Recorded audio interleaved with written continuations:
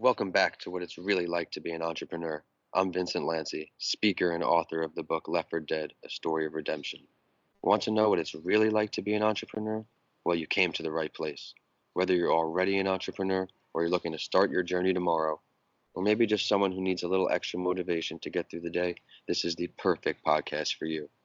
This is the place where you will learn exactly what it's like in the world of entrepreneurship and hear real life, authentic stories of entrepreneurs grinding on each episode. My goal for this podcast is to help you realize that giving up is never an option.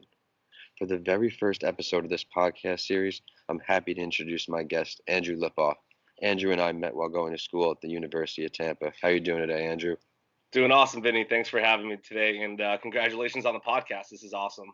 I appreciate it, man. I appreciate you being my first guest. So Andrew here is working with a company called GetGasCorp. Andrew, why don't you tell our listeners what you got going on?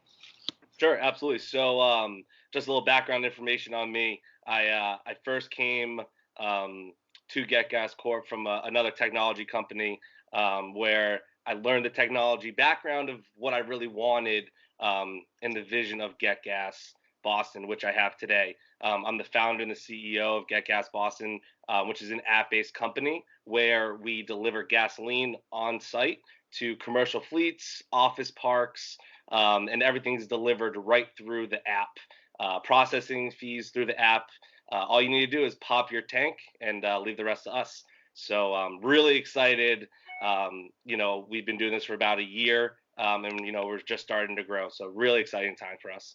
Yeah, I'm really happy for you. It's such an innovative idea that, you think of it, how simple it is, and it wasn't done. You did a great job at pretty much disrupting the market. So I'm glad that we can have you on here today. Absolutely. Andrew, I'm going to share an entrepreneurial story each week that is sure to inspire our listeners. I wanted to talk about perhaps the most famous entrepreneurial journey of all time in Oprah. She may be the most influential woman in the entire world. A lot of people don't know, but she grew up in poverty and later revealed that she was sexually abused by family members on one of her TV show episodes. And her first opportunity was at a local African American radio station where she quickly impressed everybody and moved on to larger shows, and the rest is clearly history. Yeah, it's actually incredible, like what she's done. I feel like in general with entrepreneurs, especially someone like Oprah, there's always something from the childhood or something that needs to push you to get to the goal that you're looking for. So she's just the top role model for all entrepreneurs out there. Yeah, I wanted to share her story on the first episode because her entrepreneurial journey should inspire so many people. She started at a local radio station, and now she probably has one of the biggest brands in history. Absolutely, yeah. Absolutely.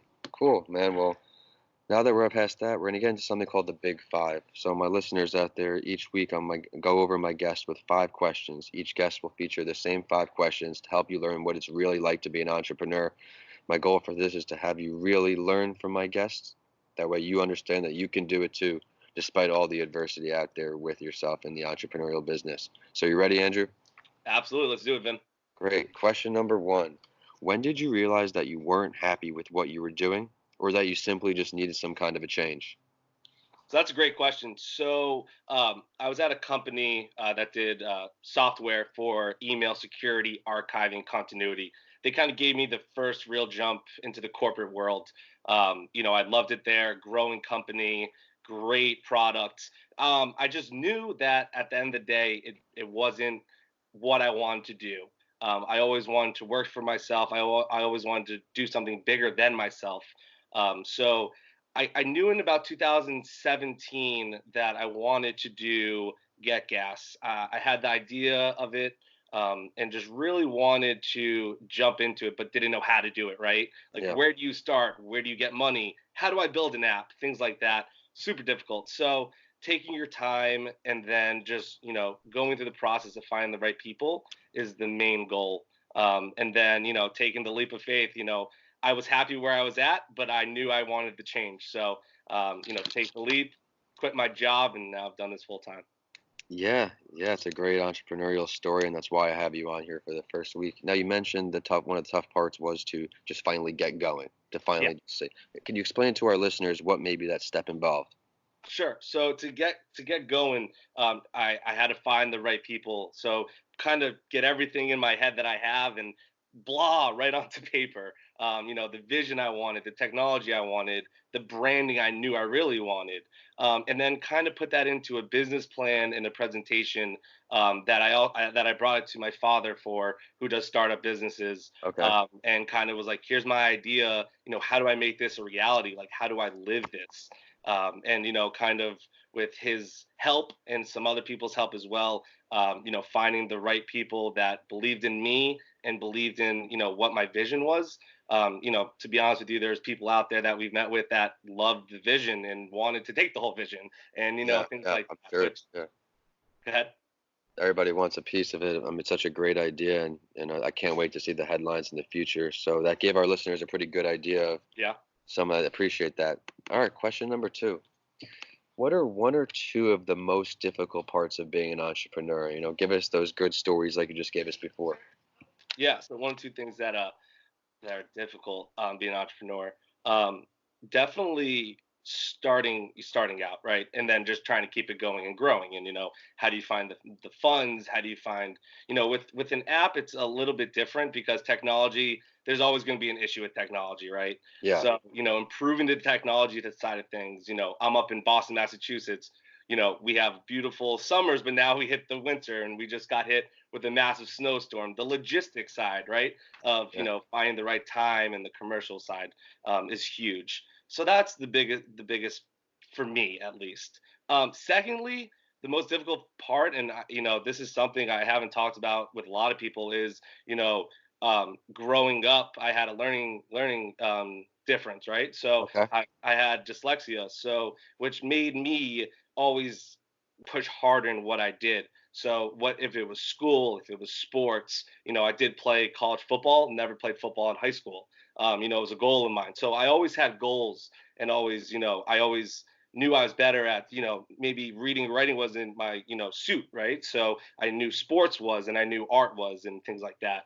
And really just dive into that, and, learning the proper way to go through things was a difficult time growing up. And I think that's what's made me hungry to be such a great entrepreneur, is because I will not give up. I won't. And just like you've been, you don't give up on everything you've done. So, yeah, that's why I think we relate so much. I think that's And that's great. probably, something that I've learned to overcome and try to push through, because that's something that's a part of me. And, that's what something that makes me, drive even more, every day. Well, it's clearly evident. I mean, that work ethic is shown, and I appreciate that answer. It definitely gave our listeners a ton of value right there. Let's Absolutely. move towards number three now. We talked about some difficult parts. I have to agree with all of that.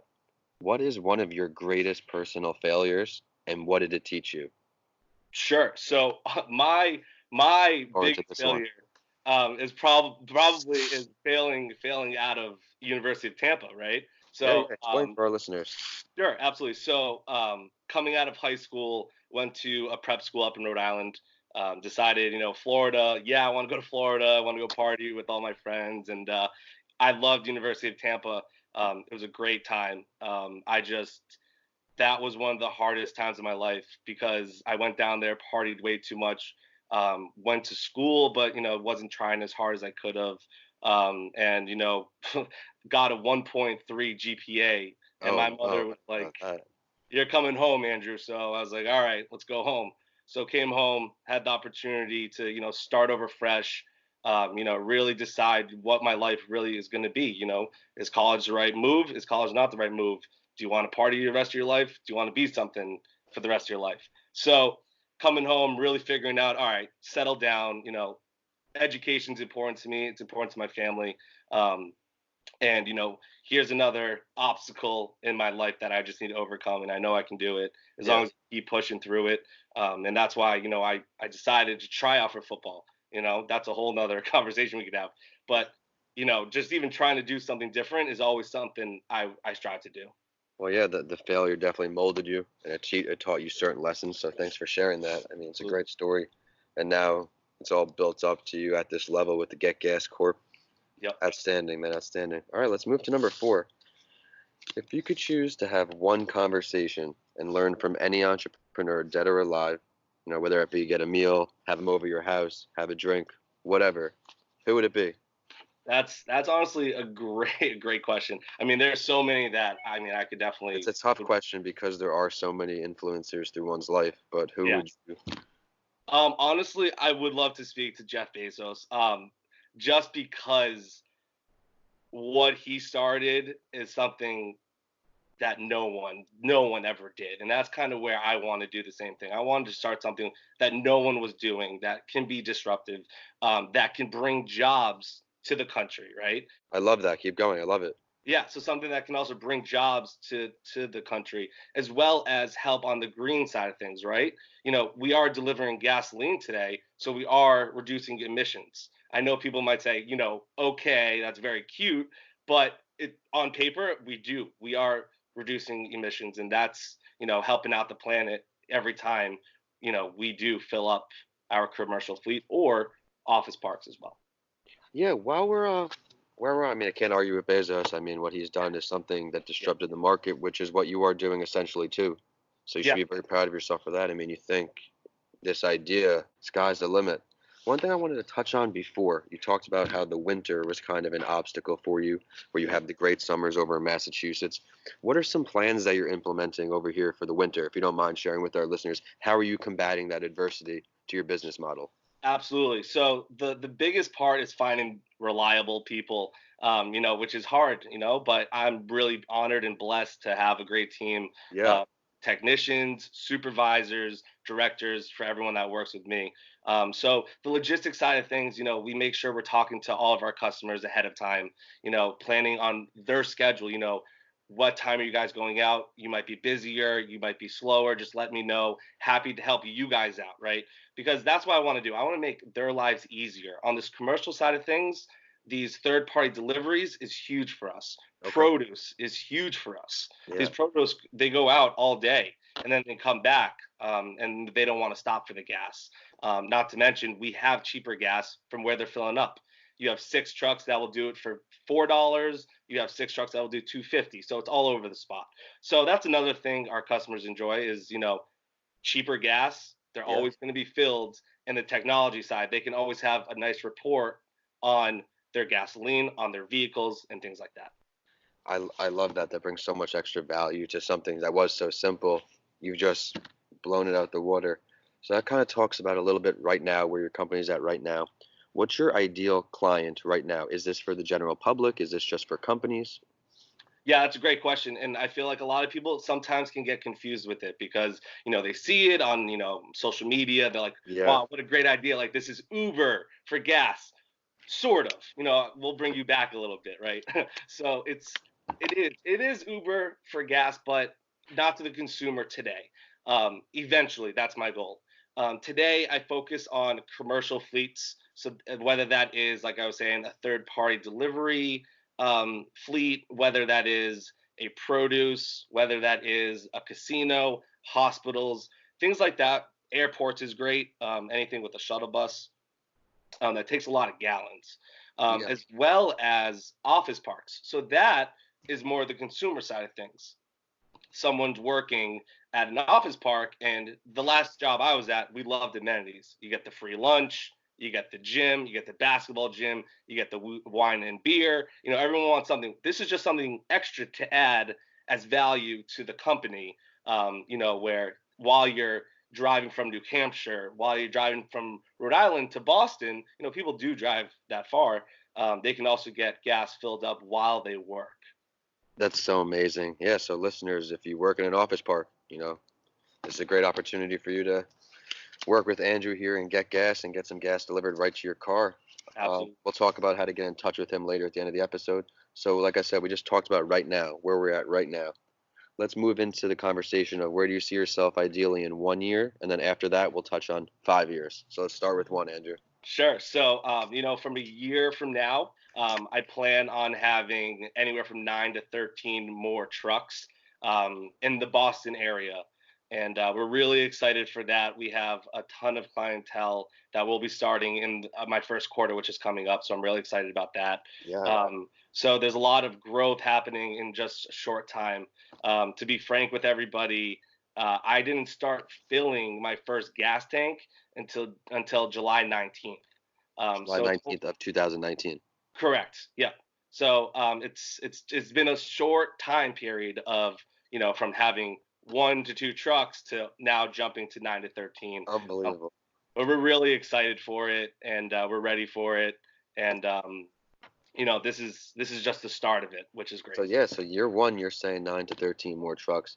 Year five, is this even? Can you even predict this because of how fast you're growing, or what are you thinking? So year five, it's something I've looked, in the definitely the near future for. Yeah. But to be honest with you, year five, I see this in, 9 to 15 states, across the country, as well as, hopefully every New England state, because we do have the demand, right? So we do have the demand, and we have people that are interested, outside of Boston, for this service. So I'm really excited for that. It's all about growing the technology. That's the biggest part, that I like to focus on, is the technology side of things, because you can always improve on that. So always getting that, back end stuff as much as possible to be perfect, as well as the consumer side of things to be as easy as possible. I think that's a great lesson for our listeners here. So you're saying you filled your first tank in July, so August, September, October, about 5, 6 months ago. Correct. How long have you been prepping before that first fill? That's Sure. what So we need. yeah, Yeah. great question. So I quit my job in October of last year, and Okay. then kind of So it figured took out. about a year. It took about a year to really get it going, especially with And then regulations. you said how many years before that you've been percolating these thoughts to make this business occur. Correct. So since 2016, 17. Yeah. All right, man. Well, that's our big five listeners, and thank you so much, Andrew. I know our listeners are going to see the value in your episode today. I really enjoyed learning the process that you took, and in the first question you answered, how you explained your steps that you actually got going off the ground. I loved how you did that, and how you wanted to talk to Bezos and why you wanted to talk to Bezos because you wanted to disrupt the market like him. So Absolutely. now, Andrew, we're on our point for the last word. After the big five, I let my guest tell the listeners, is there one thing you want our listeners to know that we didn't get a chance to go over today?